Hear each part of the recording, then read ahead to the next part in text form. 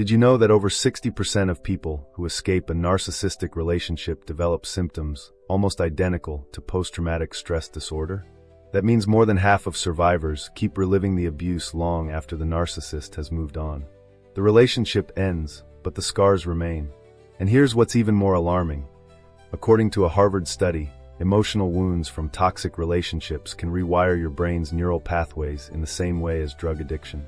That's why you can feel stuck, haunted, even addicted to the very person who broke you. If this sounds familiar, if even a part of you recognizes these invisible wounds, stay with me. Because what you're about to hear will not just explain why this happens, but also show you how to break free once and for all. And listen, if what I'm saying resonates with you, even a little, do me a favor.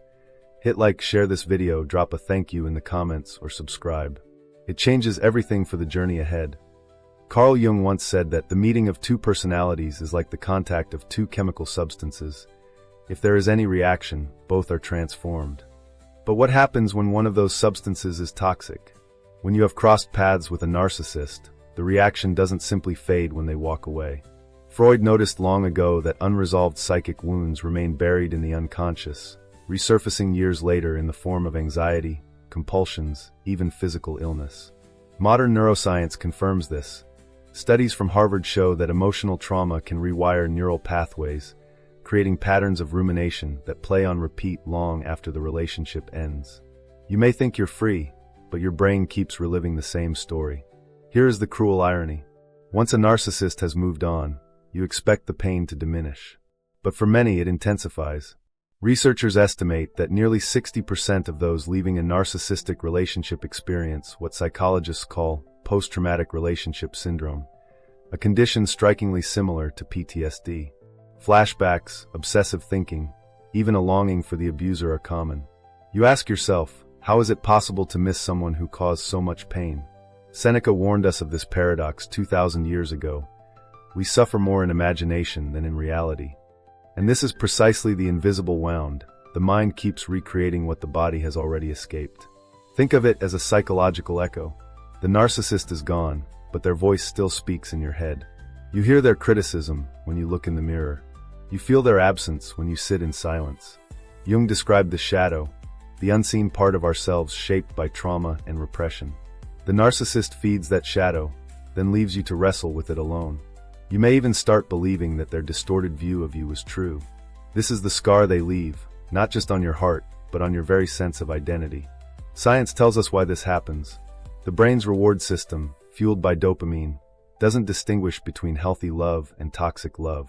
Each moment of affection from the narcissist, each rare smile, each word of validation, released the same neurotransmitters as an addictive drug.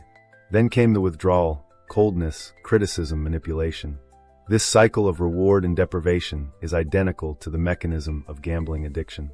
It's no coincidence that MRI scans show similar brain activity in people leaving narcissistic relationships and those recovering from substance abuse. The wound is not just emotional, it is neurological. And yet, knowing this is the beginning of healing. Epictetus taught that we cannot choose our external circumstances, but we can always choose how we respond.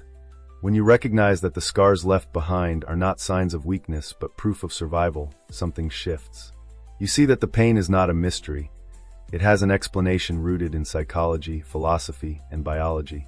And once explained, it can be transformed. But the challenge is that the narcissist's absence forces you into confrontation with yourself. Without them as the enemy, the battlefield moves inward. That's why people often feel worse when the narcissist is gone. The silence exposes everything you tried to avoid.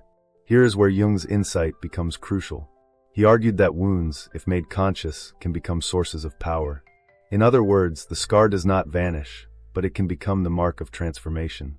Survivors who confront their invisible wounds often report a deeper resilience, a heightened empathy, even a greater clarity about who they are. Statistics show that therapy focused on trauma recovery increases self-esteem by up to 80% within the first year. Neuroscience demonstrates that with consistent mindfulness practices, the brain literally rewires itself, reducing the hold of traumatic memories. Ancient wisdom and modern science converge here. Suffering can be the raw material of growth, but only if you dare to face it. So if you feel haunted long after the narcissist is gone, know this: you are not alone. and you are not broken. The scar you carry is not weakness, it is evidence. Evidence that you endured manipulation, survived abandonment, and still have the courage to search for answers. The invisible wound is real, but it is not permanent. Like Jung said, the shadow only has power until it is brought into the light. And the moment you name it, the moment you understand it, the healing begins. Freud once remarked that the ego is not master in its own house. He meant that beneath our polished exterior lies a storm of unconscious drives. For narcissists, that storm is relentless. Carl Jung saw it as the shadow inflated to monstrous size. The ego so fragile, so terrified of insignificance, that it constructs a mask of superiority. Neuroscience today confirms what these early thinkers intuited. Brain scans of people with narcissistic traits reveal hyperactivity in the regions associated with self-referential thinking, but a striking underactivation in the circuits linked to empathy. In other words, the narcissist's brain is wired to obsess over the self while muting the ability to genuinely feel for others. This explains why their battles are never fought with you. They are fought within themselves. Jung described narcissism as a defense against the emptiness of the self, a void that terrifies them. The constant need for admiration, the relentless pursuit of attention, is not power but desperation. Studies from the American Psychological Association show that nearly 6% of the population meets criteria for narcissistic personality disorder, yet surveys reveal over 30% of people display strong narcissistic traits. That means you are far more likely to encounter someone living in this battlefield of ego than you realize. And when you step into their orbit, you inevitably become collateral damage in a war you never agreed to fight. Freud would say the narcissist is caught in fixation, unable to move beyond the infantile stage of needing constant validation. But Jung saw something deeper, an archetype, the figure of the false king who must appear invincible while rotting within. This is why narcissists cannot simply move on when they leave you. They move toward the next stage, the next supply, the next person to mirror back an image of importance. And yet, paradoxically, you remain in their story. Even after they are gone, they replay you in their minds because they need you as evidence that their mask worked. The battlefield of their ego is littered with people who once provided that reflection. But what does this mean for you, the one left behind? Understanding their battlefield gives you a crucial advantage. Neuroscience tells us that when someone gaslights you, convincing you to doubt your own reality, the amygdala floods your system with stress hormones. Over time, this rewires your memory circuits, making you more likely to accept the false narrative. That is why so many survivors of narcissists report feeling brainwashed. Your reality wasn't weak, it was chemically hijacked. Jung would argue that the task now is individuation, reclaiming your true self from the false narratives imposed by another. He believed the greatest act of liberation is to integrate what was hidden in the shadow, to see yourself clearly without the narcissist's distortion. History offers countless examples of people who faced such manipulative egos and emerged stronger. Marcus Aurelius, often surrounded by sycophants and manipulators in the Roman court, wrote in his Meditations that the soul becomes dyed with the color of its thoughts. In other words, even if you stand in the presence of deception, your inner fortress can remain untouchable if you guard what thoughts you allow to shape you. Modern psychology echoes this. Cognitive behavioral therapy demonstrates that by challenging distorted thoughts and replacing them with grounded truths, survivors rebuild their sense of identity in measurable ways. Clinical trials show recovery rates of up to 70% for patients using CBT after abusive relationships. And here lies the paradox. The narcissist seems powerful, but in truth, they are enslaved to their own ego, their own wounds, their own unending hunger for validation. Their battlefield is endless because it is inside them. But your battlefield, once you recognize it, can be won. You are not trapped in their war. You can step outside of it, observe it, and in doing so, reclaim your energy. Jung insisted that, until you make the unconscious conscious, it will direct your life and you will call it fate. Understanding the narcissist through psychology and neuroscience is the act of making the unconscious conscious. It transforms what once felt like fate, falling into their grip, into freedom. So when you think of the narcissist now, do not see an enemy who has beaten you. See a soldier locked forever in a battle with himself, fighting shadows that will never let him rest. And see yourself standing on the edge of that battlefield, free to walk away, carrying the knowledge that their war is not yours to fight. Carl Jung believed that what we resist persists. This is never more true than after escaping a narcissist. You think the battle is over once they've moved on, but their presence lingers, like an echo in your nervous system. Freud noticed that trauma repeats itself in what he called the repetition compulsion. The mind replays the injury again and again, not because it wants to suffer, but because it is searching for resolution. Yet with narcissistic abuse, resolution never comes from the abuser. It can only come from you. Neuroscience backs this up. Studies show that ruminating on painful experiences activates the brain's default mode network, the system responsible for self-referential thought. The more you replay their words, the more those neural connections strengthen, making the narcissist's voice louder, not weaker, even when they are physically gone. The spell is powerful because it is both psychological and biological. Each time you remember a moment of their validation, your brain releases dopamine, reinforcing the cycle of longing. Then, when you recall the betrayal, cortisol floods your system, deepening the wound. Researchers at Stanford found that repeated recall of emotional pain can be as damaging to the brain as the original trauma itself. This is why survivors often describe feeling stuck, unable to move forward. Jung would argue that the narcissist has become an archetype inside you, a figure haunting your inner theater, demanding attention even when the stage is empty. But here is the truth: spells can be broken. The first step is awareness. Seneca wrote that we suffer more often in imagination than in reality. The narcissist you replay in your mind is no longer real. They are a phantom built from memory and fear. Modern therapy techniques like EMDR, eye movement desensitization and reprocessing, have shown remarkable results in breaking these mental loops. In clinical trials, over 70% of patients with trauma symptoms experience significant relief within weeks. By disrupting the brain's habitual replay of the traumatic event, EMDR literally loosens the grip of the past. Neuroscience shows that neuroplasticity, the brain's ability to rewire itself, allows us to replace those obsessive circuits with healthier patterns. In other words, the spell is not permanent. It is circuitry, and circuitry can be changed. Yet awareness alone is not enough. The spell must be replaced with something stronger. This is where both ancient philosophy and modern psychology converge. Marcus Aurelius reminded himself daily that you have power over your mind, not outside events. Realize this, and you will find strength. Today, mindfulness meditation echoes that wisdom. A study from Johns Hopkins University found that even 8 weeks of mindfulness training reduced rumination and anxiety by nearly 40%. When you practice focusing on the present moment, you starve the narcissist's phantom of the attention it feeds on. You begin to notice the difference between their voice and your own, and slowly, your inner narrative starts to shift. There is also the question of meaning. Jung believed that trauma, once integrated, becomes fuel for individuation, the process of becoming fully yourself. Survivors who learn to frame their suffering as part of a larger journey report higher levels of resilience and post-traumatic growth. This isn't about romanticizing pain, but transforming it.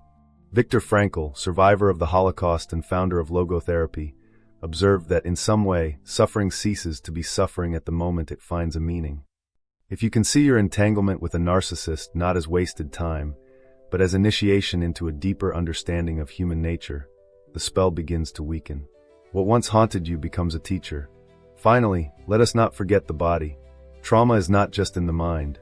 It is stored in the nervous system.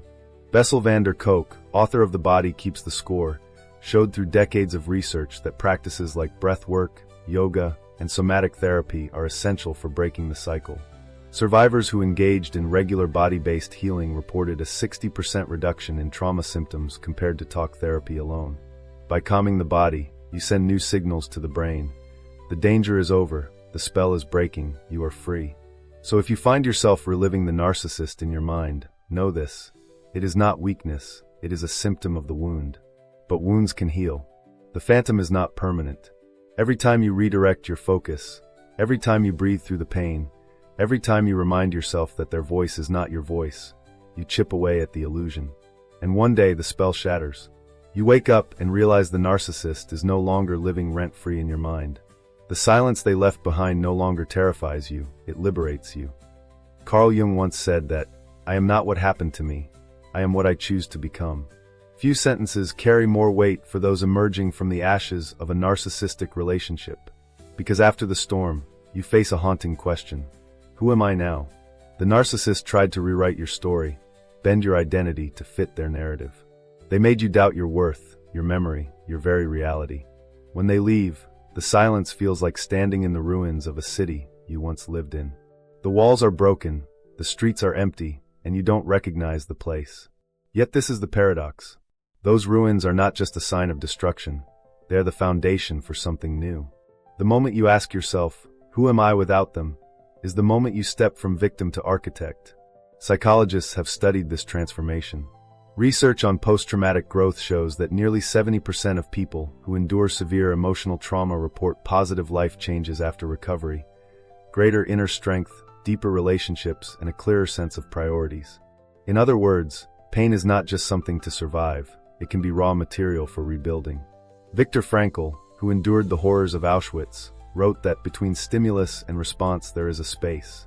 In that space is our power to choose our response. In our response lies our growth and our freedom.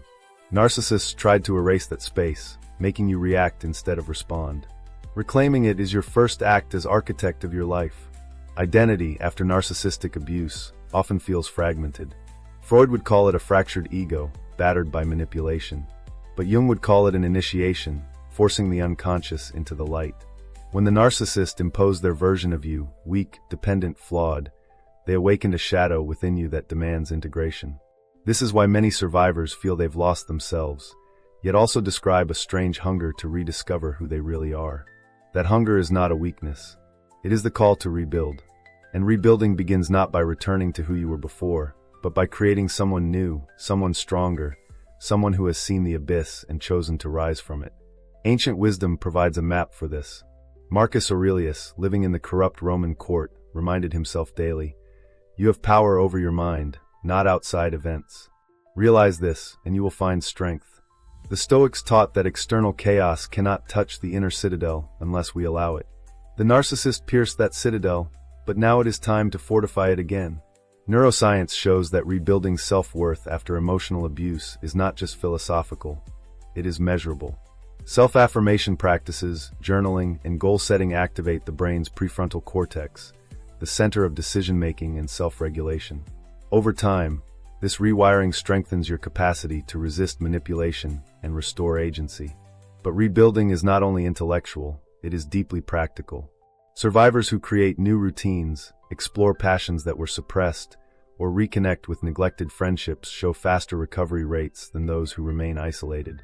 In one study published in the Journal of Personality and Social Psychology, participants who actively pursued new goals reported 35% higher life satisfaction than those who simply tried to heal quietly. Action is essential. The narcissist's power thrived in passivity, in making you doubt every move. The moment you act, sign up for a class, change your environment, start a creative project, you reclaim authorship of your life. And here lies the secret. The transition from victim to architect is not about erasing the past, but transforming it. Jung taught that integration means taking what was once destructive and using it to construct meaning. Survivors often describe this moment like waking from a long sleep. Suddenly, the colors of life appear sharper, relationships become deeper, solitude feels like peace rather than loneliness. What you build after a narcissist is not a return to who you were. It is a new design, forged from resilience. So if you find yourself staring at the ruins of your identity, do not despair.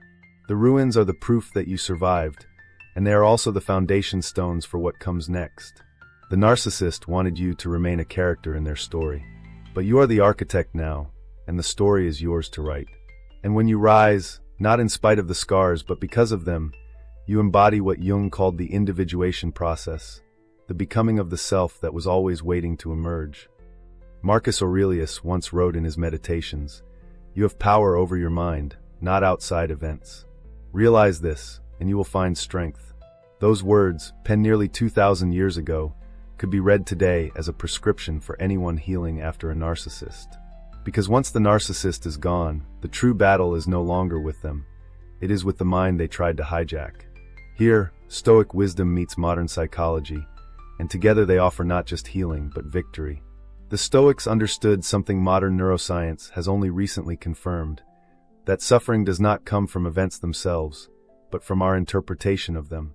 Epictetus, once a slave, declared that no man could truly harm him unless he allowed it in his perception. Today, cognitive behavioral therapy, the most widely used and scientifically validated form of therapy, echoes that principle. By challenging distorted thoughts and reframing them, patients not only reduce anxiety and depression, but also regain a sense of control. In fact, over 75% of individuals who engage in CBT after toxic relationships report significant improvements in self-esteem within the first year. What Epictetus intuited through philosophy, neuroscience has mapped with fMRI scans. Change your thoughts, and you change the chemistry of your brain. But philosophy alone is not enough. The Stoics practiced exercises, daily journaling, negative visualization, rehearsals of resilience, that mirror modern therapeutic practices. Seneca advised writing each night about the day's events, what was done well, what could be improved. Today, psychologists know that expressive writing reduces intrusive thoughts and lowers cortisol levels. A study from the University of Texas showed that people who wrote about traumatic experiences for 20 minutes a day, over 4 days, reported not only emotional relief but improved immune function. The ancients didn't have cortisol tests or brain scans, but they observed the same truth. Self-reflection is medicine. Modern neuroscience adds another tool, mindfulness meditation. The Stoics practiced attention to the present moment, reminding themselves that the past is gone and the future uncertain. Marcus Aurelius urged, confine yourself to the present. Harvard studies now reveal that mindfulness reshapes the brain, shrinking the amygdala, the fear center, while strengthening the prefrontal cortex, the seat of decision-making. Survivors of narcissistic abuse who practiced mindfulness reported 43% less rumination and 31% greater emotional stability after just 2 months. What the Stoics called tranquility, neuroscience calls neuroplasticity. Both point to the same path. Mastery of attention is mastery of freedom. And yet, healing also requires embodiment. Modern trauma research, like Bessel van der Kolk's The Body Keeps the Score, shows that trauma lodges in the nervous system. The Stoics trained their bodies alongside their minds, cold baths, rigorous exercise, voluntary discomfort, to remind themselves that pain was not to be feared. Today, somatic practices such as yoga, breathwork, and grounding exercises are proven to regulate the nervous system, reduce trauma symptoms, and restore balance. Survivors who combine cognitive therapies with somatic practices show up to 60% faster recovery than those using one method alone. Ancient resilience training and modern neuroscience converge here. Strength is cultivated both in the mind and in the body. There is also the dimension of meaning. Viktor Frankl, drawing on both philosophy and psychology, argued that humans can endure almost any suffering if they find meaning within it. The Stoics would agree. They saw every trial as an opportunity to practice virtue, courage, justice, wisdom, self-control. Modern positive psychology confirms this. People who frame trauma as a challenge rather than a curse are more likely to experience post-traumatic growth, reporting deeper gratitude and stronger identities. This is not about glorifying pain. It is about transforming it into purpose. The narcissist's attempt to break you becomes the very experience that sharpens you.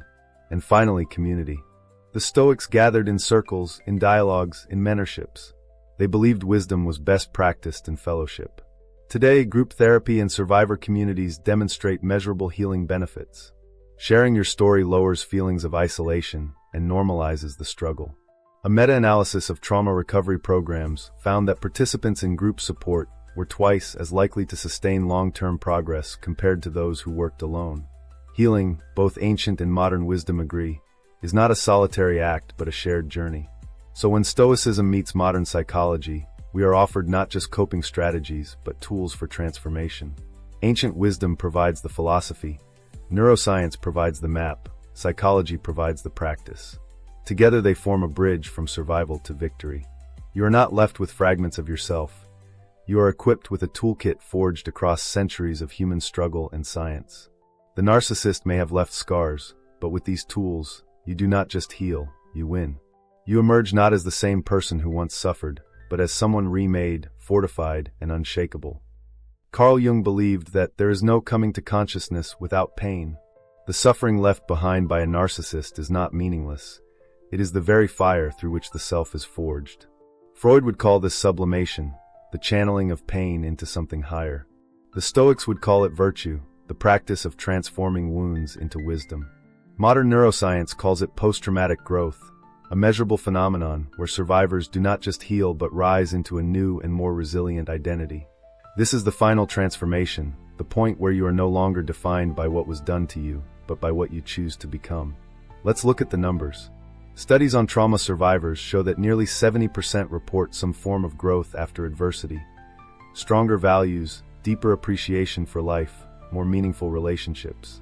In one long-term study published in the Journal of Traumatic Stress, individuals who endured emotional abuse but committed to therapy and self-reflection reported a 40% increase in life satisfaction within 5 years. Neuroscience explains this shift. Repeated practices of self-regulation, mindfulness, and reframing literally strengthen the brain's prefrontal cortex, increasing resilience against future stressors. The transformation is not just emotional, it is biological. The scar tissue of the psyche becomes stronger than what was there before. But this transformation is not automatic. It requires a decision.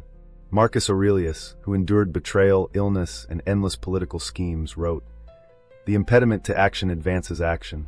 What stands in the way becomes the way." The narcissist was an impediment. Their manipulation, their cruelty, their departure, it all stood in the way.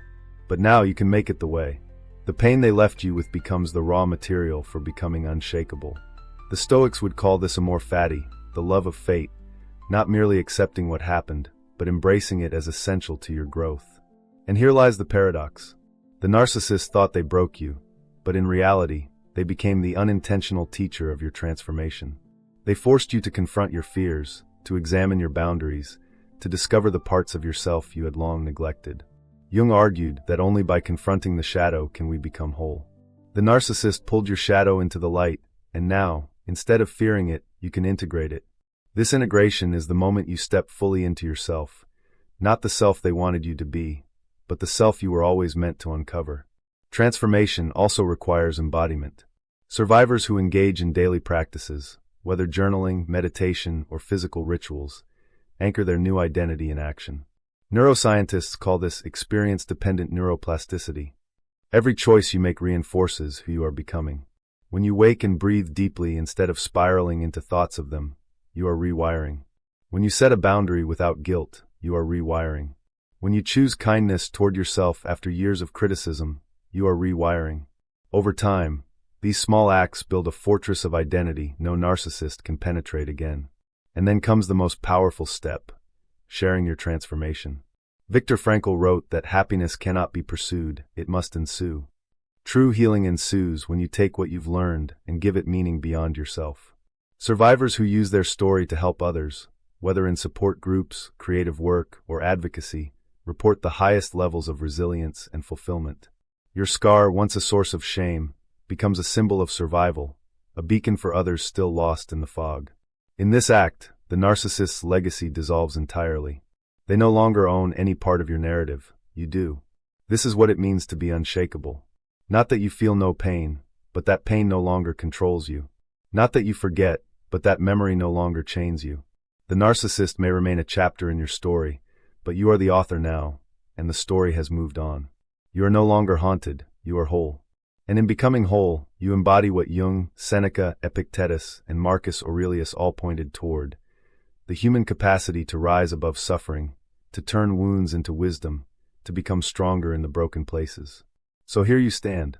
The invisible wound has been exposed, the battlefield understood, the spell broken, the ruins rebuilt, the tools mastered. And now, in this final transformation, you are not the same as before. You are not fragile. You are not lost. You are unshakable. The narcissist is gone, but in their absence, you discovered the most powerful truth. You were never defined by them. You are defined by the self you chose to become. And that self cannot be taken, manipulated, or broken ever again.